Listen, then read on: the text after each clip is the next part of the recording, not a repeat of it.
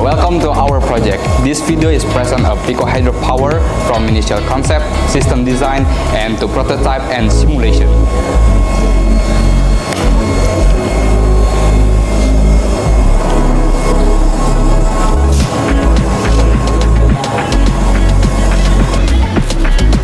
First of all, let me introduce myself. My name is Alvaro Muhammad Anwar. You can call me Paro, and I'm leader of this project, and I am responsible of this electrical and execution.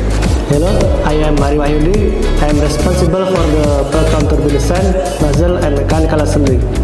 Hello guys, my name is Fernando Saputra. In this project, I play the role of electrical engineering. My name is Fadil. In this project, I play the role of engineer and assembly. Aliran air kecil di sekitar kita bisa menghasilkan listrik.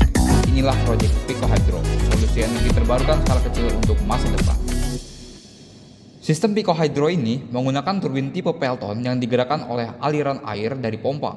Putaran turbin kemudian menggunakan generator untuk menghasilkan energi listrik. Dalam tahap pengujian, pompa air digunakan untuk mensimulasikan debit aliran air.